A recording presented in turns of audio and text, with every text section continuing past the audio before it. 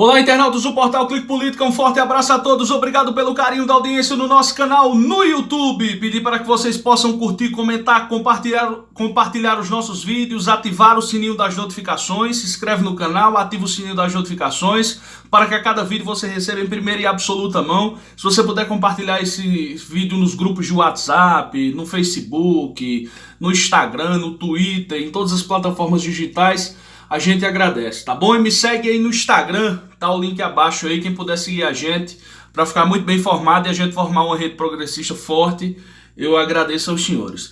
Meus irmãos, eu tô aqui decepcionado com o Supremo Tribunal Federal. Decepcionado. Eu não sei se decepcionado seria a palavra certa, porque o Supremo já decepcionou tanto, que não é surpresa mais uma decepção. Eu diria estou irritado. Estou irritado com o Supremo Tribunal Federal. Hoje, 2 HCs do ex-presidente Lula foram julgados, 2 recursos na segunda turma da Suprema Corte de Justiça do nosso país, presidida pela ministra Carmen Lúcia, que manobrou a semana toda para tentar empurrar com a barriga o julgamento do ex-presidente e, de todo modo, conseguiu.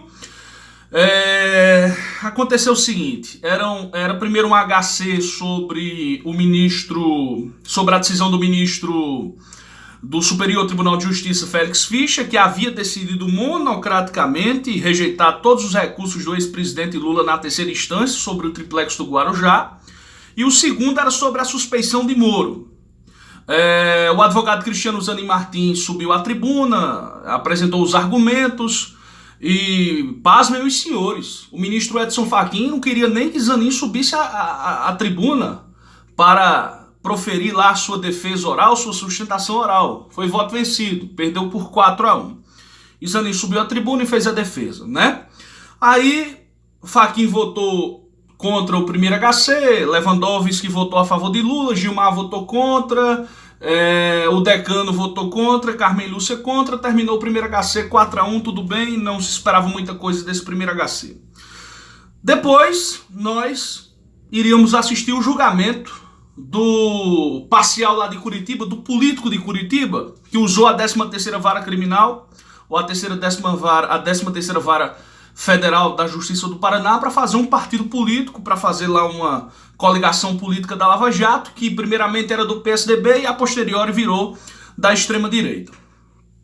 E todos nós pensávamos que depois daquelas divulgações do site da Intercept Brasil, em parceria depois com a Folha de São Paulo, todos nós pensávamos que o Supremo Tribunal Federal criaria um pouco de coragem para soltar Lula.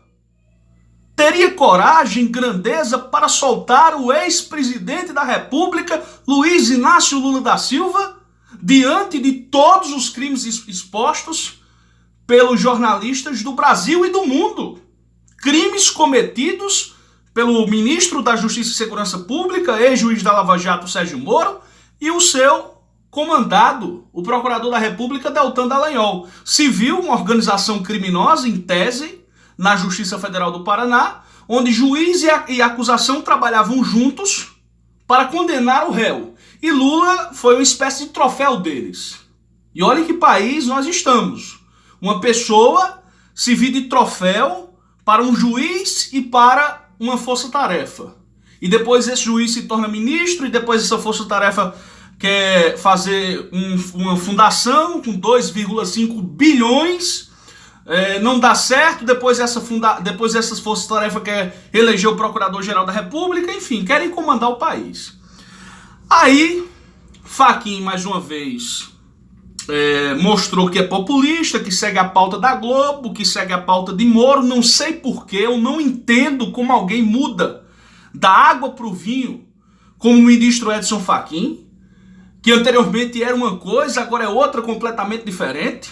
Hoje quer ser um juiz exibicionista, quer jogar para a plateia, e proferiu lá o voto, dizendo que não haviam elementos para garantir que Moro era suspeito no caso Lula, e chegou a dizer que as mensagens do The Intercept Brasil ainda iriam passar pelo escrutínio das autoridades para saber se eram legítimas ou não. O senhor Edson Fachin sabe que as mensagens são legítimas. Vossa Senhoria sabe. Não sei como é que a Vossa Senhoria mudou assim de repente. Não sei que elitismo foi esse que lhe bateu e que o senhor adorou. Pois muito bem.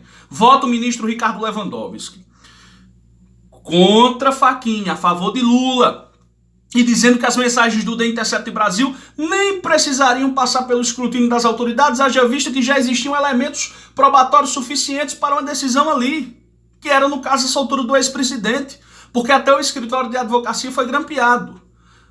Votou contra Fachin, a favor de Lula. Ministro Gilmar Mendes disse que, aí defendeu a tese de que Lula deveria ser libertado, porque já faziam quase 500 dias preso, e por ser uma pessoa idosa deveria ser libertado até que o mérito desse habeas corpus fosse julgado, porque outras mensagens serão divulgadas. E começaram a fazer o debate lá no Supremo Tribunal Federal. Para minha surpresa, de uma forma assim repentina, rápida, eu chego a tomar um susto, eu estava acompanhando pelo Twitter de vários sites, porque o julgamento na turma ele não é transmitido. E eu estava acompanhando pelo Twitter de vários sites que estavam lá, tinham repórteres lá cobrindo a sessão. Quando passa assim 2 minutos, aparece a notícia do ministro Celso de Mello votando para manter Lula preso até que o mérito do habeas corpus seja julgado. Ninguém sabe quando é que esse habeas corpus será julgado, meu Deus do céu. Aí a ministra Carmen Lúcia, que todo mundo já sabe que manobrou, fez tudo contra Lula, fez o diabo contra Lula. É outra que eu não entendo, que tanto rancor e que tanto ódio é esse, contra uma pessoa que só lhe fez o bem, contra uma pessoa que lhe colocou na Suprema Corte. Nós não estamos pedindo favor a ela, apenas que ela siga a lei, que a Constituição prevaleça. Ora, qual é o cidadão que quer ser julgado por um juiz que é seu inimigo, senhores? Você que me assiste, eu não quero saber se você é de esquerda ou de direita, eu lhe indago. O senhor ou a senhora, se estivesse enfrentando um processo e soubesse que o juiz é seu inimigo, o senhor ou a senhora iriam se sentir à vontade para ter um julgamento justo com um juiz inimigo seu? Quer dizer, isso é claro no direito. E os ministros do Supremo Tribunal Federal simplesmente negam isso. E o ministro Celso de Mello, decano, que vai deixar o tribunal no ano que vem, faz uma barbaridade dessas contra um ex-presidente da República. Ministro Celso de Mello, que decepção! Aliás, eu hoje de manhã havia me lembrado de um desabafo do senhor. Quando o juiz Sérgio Moro fez aquele sensacionalismo, ele acusa o The Intercept de fazer sensacionalismo, mas quando ele fez aquele sensacionalismo vazando as conversas de Lula, e Lula em determinado momento disse, olha, nós temos um presidente da Câmara F, nós temos um presidente do Senado que está F, para não dizer a palavra de Lula, conversando lá com alguns amigos, um Supremo acovardado. Ele foi dizer que o Supremo era acovardado, o senhor passou 1 hora no Supremo Tribunal Federal criticando duramente o ex-presidente Lula na época em que a Lava Jato era o centro das atenções. E fiquei a me indagar. Celso de Mello nunca gostou de Lula. Ele sempre mostrou um pouco de raiva, um pouco de ressentimento, talvez por conta que um operário foi o melhor presidente da República desse país. Mas também depois disse, não, ele é decano, a responsabilidade dele é maior. E a responsabilidade dele sendo maior, ele vai, obviamente, ver o que a lei determina. Mas me decepcionei com Vossa Senhoria, ministro Celso de Mello. Sabe o que é que o senhor merece? O senhor merece deixar o Supremo mesmo em 2020 e ser substituído por um Sérgio Moro da vida. É isso que o senhor merece. Deixar o Supremo Tribunal Federal e ser substituído por um Sérgio Moro da vida. Vai ser a melhor saída para o senhor. O senhor merece isso. Lamentavelmente, o senhor colocou a justiça do Brasil no esgoto, literalmente. O senhor hoje faz parte do esgoto que se tornou o judiciário brasileiro, iniciando lá no Paraná. E o senhor, podendo mudar essa situação, o senhor simplesmente corrobora, ratifica essas práticas ilegais, ministro. Saiba que o voto de Vossa Senhoria ficará marcado nos anais da história.